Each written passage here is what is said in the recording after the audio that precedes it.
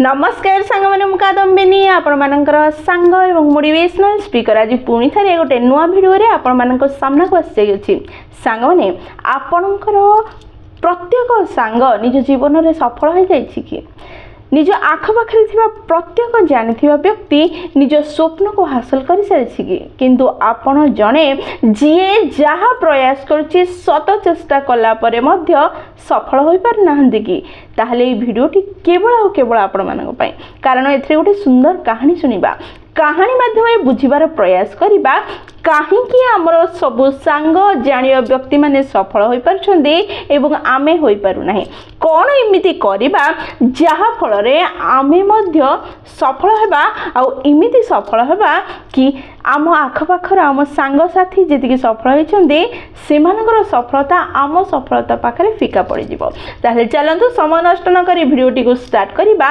एवं कहानीटी को जानिबा सुनिबा बुझिबा निज जीवन रे व्यवहार करी निजको उन्नत एवं सुखी करबा। गोटे देश रे जने चासी थिला चासी व्यक्तिर दुई जण पुओ थिले दुई जण पुओ जाकर बयस 13 रु 14 वर्ष थिला दी जण जाक बापा संगे आसी जमी रे काम करने को बहुत भल पाउथिले से माने पाठ पढुथिले जेउ दिन तांको समय मिलुथिला रविवार छुट्टी होथिला से माने तिले मध्य लेट न करी निज बाबा संगे आसुथिले और जमी रे काम करिबारे तांको बाबा को सहाय्य करथिले दिने बापा दुई जण पुओ को निज पाखु डाकिले एवं दुई हाथ रे दुईटी मंजी धरिथिले दुई जण पुओ को गोटे गोटे मंजी देले एवं कहिले आम जमीर छोट छोट जगह तुम्हें बाछि नियो एवं से जगार मंजी को पोत आर जत्न नियो प्रतिदिन पानी दियो तार केयर नियो तापरे कौन होची देखिबा एहा सुनिया परे दुई जण पुओ जाक से मंजी को नेले एवं निज जमीर गोटे साइड रे छोट छोट जगह बाछिले एवं से जगह को प्रस्तुत करी सेठी से मंजी को पोती देले प्रतिदिन से जगह को जाउथिले सेठी पानी देउथिले एवं से जगह को सफा सफे करथिले से मंजी को से जागृत करबा को लागिले तार केयर नेबा आरंभ कले समय पर समय बीतला गोटे सप्ताह हो गला कौन सी परिवर्तन नथिला प्रतिदिन जाउथिले पानी देउथिले एवं आसुथिले प्रथम पुओ जनक व्यस्त हो गला चिंतार पड़गला कौन हैला कहीं गछ जन्म हो नहीं कौन असुविधा होची मु तो सबुदिन पानी दउची कहीं एते दिन हेलानी किछि देखा जाउ नहीं भाबी से खुली कि से मंजी को काढ़ी देखि मध्य देला से भाबिला बोधे मंजी रे किछि उडा असुविधा अछि पुनी पोती देला बाबा को पाखु जाय के कहिला बाबा बोधे मते देइथिबा मंजीटा खराब मंजीटा एते दिन हे गेलानी गछ होनी एहा सुनी बापा कहिले तू व्यस्त न होई तो काम तू करे तू पानी देबा तार जागृत नेबा काम करे गछ हेबा काम तार से हेबो एहा सुनी पिलाटी चली गला किंतु द्वितीय पुओ जनक व्यस्त हो नथला किछि चिंता कर नथला ता काम से करि चलीथिला किछि दिन बीतीबा परे हठात गोटे दिन द्वितीय पुओर मंजी पोती थिबा जगारे गोटे छोट गछ अंकुरित होई बाहर को आसिला ताहा देखी ता द्वितीय पुओटी बहुत खुशी हो गला आ चिल्ले चिल्ले बापा को डाकिला बापा एवं बड़ भाई से जगह को आसिले देखिले गछ बाहरिछि पिलाटीर मन बहुत खुशी थिला किंतु से गछ को देखि प्रथम पुओटीर हृदय भांगी गला से बहुत दुखी हो गला आहुरी चिंतित हो गला बापा को पाख को जाय के कहला बापा मु भी तो सेति कठिन परिश्रम करुछि मु भी तो जागृत करुछि गछ पई मु भी तो केयर नउछि ता परे भी मो गछ काहे के उठिला नाही भाईर गछ उठी गला एहा सुनी बापा कहिले तू काहे व्यस्त होचु तू तो काम करि चले प्रतिदिन पानी देउथा एहा सुनी पिलाटी चली गला पिलाटीर मन बहुत दुख थिला किंतु द्वितीय भाईटी बहुत खुशी थिला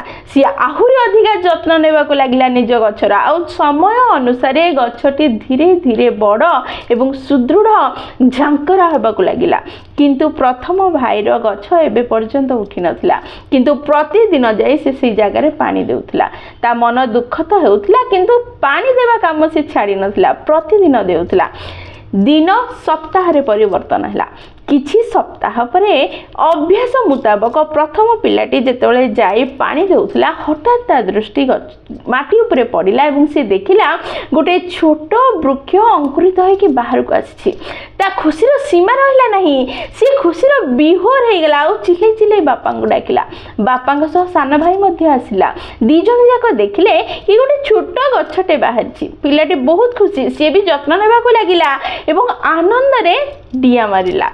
କିଛି ହିଁ ଦିନ ହେଇଛି କି ନାହିଁ, ବହୁତ କମ୍ ସମୟରେ ପ୍ରଥମ ପୁଅର ଗଛଟି ଜଲ୍ଦି ଜଲ୍ଦି ବଡ଼ ହେବାକୁ ଲାଗିଲା ଏବଂ ହଠାତ୍ କିଛି ଦିନ ମଧ୍ୟରେ ଗଛଟି ଦ୍ୱିତୀୟ ଭାଇର ଗଛ ଭଳି ବଡ଼ ହୋଇଗଲା ଆଉ ମୋଟା ବି ହେବାକୁ ଲାଗିଲା।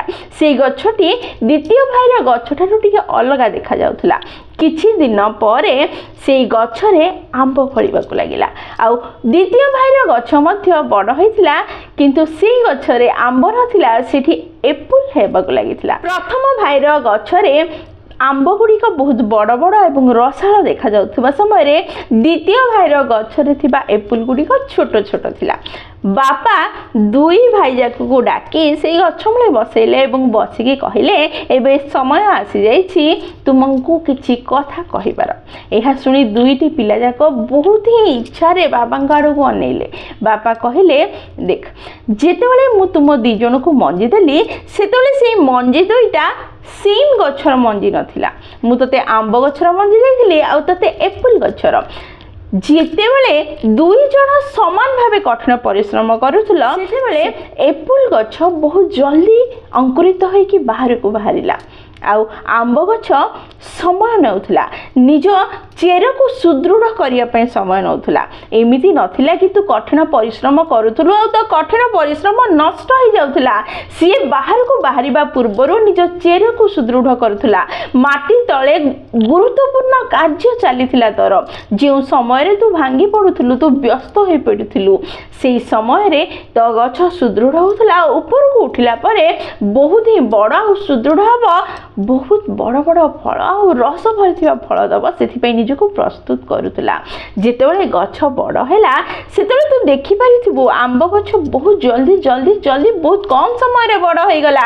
ଯେତିକି ସମୟ ଏପଲ ଗଛକୁ ବଡ଼ ହେବା ପାଇଁ ଲାଗିଥିଲା ତାଠାରୁ କମ୍ ସମୟରେ ଆମ୍ବ ଗଛ ବଡ଼ ହେଲା ଆଉ ବଡ଼ ବଡ଼ ଫଳ ପ୍ରଦାନ କଲା। ଏହି କାହାଣୀରୁ ଆମେ ଜୀବନର ତିନିଟି ଶିକ୍ଷା ପାଉଛେ। ଏହା କହି ବାପା କହିଲେ, ତାହେଲେ ଜୀବନର ପ୍ରଥମ ଶିକ୍ଷା କ'ଣ? ପ୍ରଥମ ଶିକ୍ଷା ହେଉଛି ପ୍ରତ୍ୟେକ ବ୍ୟକ୍ତି ନିଜ ଜୀବନର ଚାଲିବା ରାସ୍ତାକୁ ଅନ୍ୟର ଜୀବନର ଚାଲିବା ରାସ୍ତା ସହ କେବେ କମ୍ପେୟାର କରିବା ଅନୁଚିତ ଅଟେ। କାରଣ ପ୍ରତ୍ୟେକ ବ୍ୟକ୍ତିର ଲକ୍ଷ୍ୟ ଅଲଗା ହୋଇଥାଏ ଏବଂ ଜୀବନ ମଧ୍ୟ ଅଲଗା। ତାକୁ ଯଦି ଆମେ କମ୍ପେୟାର କରିବା ତାହେଲେ ଆମେ କେବେ ବି ନିଜକୁ ଉନ୍ନତ କରିପାରିବା ନାହିଁ। ଆମ୍ବ ଗଛ ତା ଅନୁସାରେ ସିଏ ବଡ଼ ହେଲା ଏବଂ ଫଳ ଦେଲା, ଏପୁଲ ଗଛ ତା ଅନୁସାରେ ସିଏ କାର୍ଯ୍ୟ କରିକି ଫଳ ପାଇଲା। ଦୁଇ ଜଣଙ୍କର ପରିଶ୍ରମ ସମାନ ହେଲେ ମଧ୍ୟ ଦୁଇ ଜଣଙ୍କର ରାସ୍ତା ଅଲଗା ଥିଲା, ଦୁଇ ଜଣଙ୍କର ଲକ୍ଷ୍ୟ ଅଲଗା ଥିଲା। ଯେତେବେଳେ ଏପୁଲ ଗଛ ଜଲ୍ଦି ବଡ଼ ହୋଇ ଫଳ ପ୍ରଦାନ କରୁଥିଲା ସେତେବେଳେ ଆମ୍ବ ଗଛ ପ୍ରଥମେ ସୁଦୃଢ଼ ହୋଇ ତାପରେ ବାହାରକୁ ବାହାରିବାର ପ୍ରୟାସ କରୁଥିଲା। ତେଣୁ ଦୁଇ ଜଣଙ୍କୁ କମ୍ପେୟାର କରିବା ଭୁଲ ଅଟେ।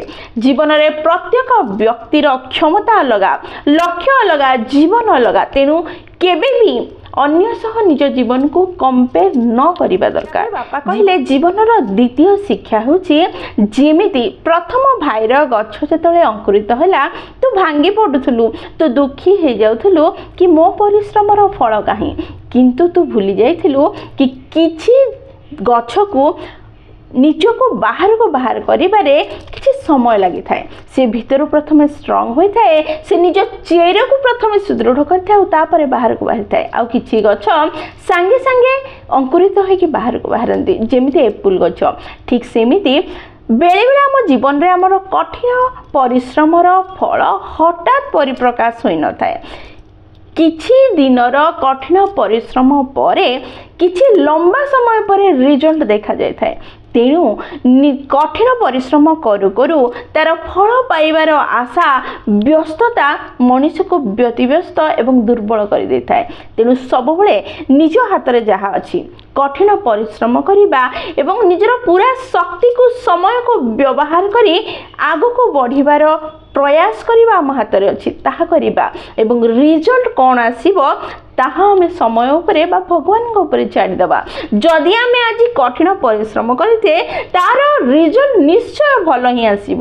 ଏହି ବିଶ୍ୱାସରେ ଆମେ ଆଗକୁ ବଢ଼ିବା ଯଦି ଜୀବନରେ ନିଶ୍ଚୟ ସଫଳ ହୋଇ ନିଜ ଲକ୍ଷ୍ୟକୁ ହାସଲ କରିପାରିବା। ଜୀବନର ତୃତୀୟ ଶିକ୍ଷା ହେଉଛି ଯେତେବେଳେ ଗଛ ଅଙ୍କୁରିତ ହୋଇକି ବାହାରକୁ ବାହାରି ନଥିଲା ଏବଂ ସାନ ଭାଇର ଗଛ ଅଙ୍କୁରିତ ହୋଇକି ବାହାରକୁ ବାହାରି ପରିଲା, ତୁ ଯଦି ଡିପ୍ରେସ୍ ହେଇ ଦୁଃଖୀ ହୋଇ ସେଇଠି ପାଣି ଦେବା ବନ୍ଦ କରିଦେଇଥାନ୍ତୁ ତାହେଲେ ହୁଏତ ତୋର ଆମ୍ବ ଗଛ କେବେ ବି ବଡ଼ ହୋଇନଥାନ୍ତା କି ଫଳ ପ୍ରଦାନ କରିନଥାନ୍ତା, ମାଟି ତଳେ ହିଁ ମରିଯାଇଥାନ୍ତା। ଠିକ୍ ସେମିତି ଯଦି ଆମେ ରିଜଲ୍ଟ ଆସୁନାହିଁ ବୋଲି ପ୍ରୟାସ କରିବା ଛାଡ଼ିଦେବା ତାହେଲେ ଆମର ସ୍ୱପ୍ନ ଆମର ଲକ୍ଷ୍ୟ କେବେ ବି ପୂରଣ ହେବ ନାହିଁ। ଆମେ ସବୁବେଳେ ବିଫଳ ଆଉ ଦୁଃଖୀ ହୋଇ ରହିଯିବା।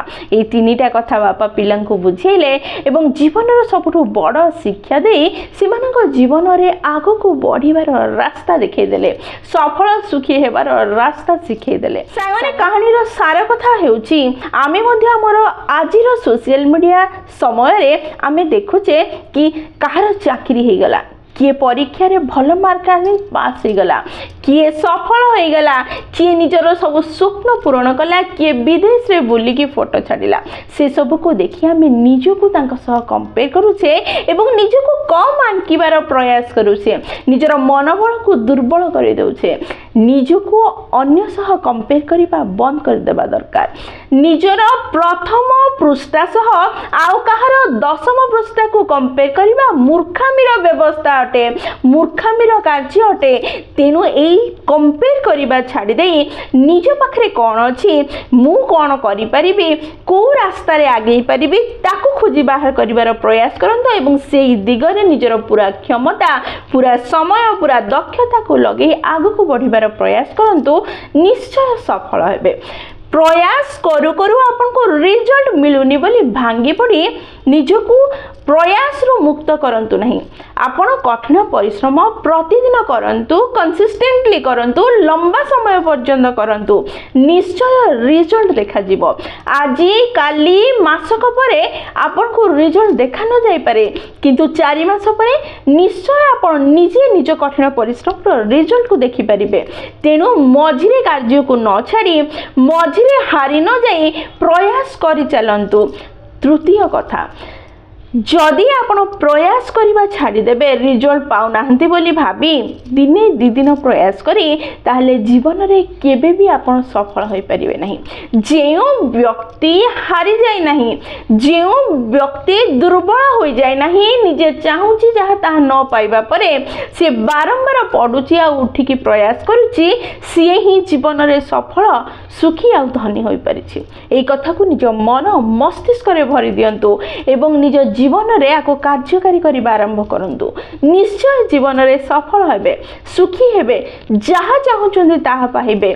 निश्चय आपण सफल होइकी देखेबे, एहा मोर विश्वास। आपण मध्ये थळे विश्वास करी देखंतु मोर एई कथारे, निश्चय आपण खुशी हेबे आ मते जणैबे। सांगरे कहानी जदि आपन पसंद आसी, आपन हृदय को छुईची, निश्चय लाइक शेयर और कमेंट करिवे। जदि प्रथम थर आपण माने हमर नैनिका मोटिवेशन चैनल को आसीचंदी, चैनल को सब्सक्राइब कर देबे, पाखरे थिबा बेल बटन दबाई देबे, जहा फल रे जेते बेले भी आमे वीडियो पोस्ट करबो सर्वप्रथम नोटिफिकेशन आपन को पाखरे पहुंचीबो, हमको कनेक्ट कर दबो। ताले मु रहिली सांग माने पुणी देखा गोटे नुआ भिडियो रे नुआ टॉपिक सह।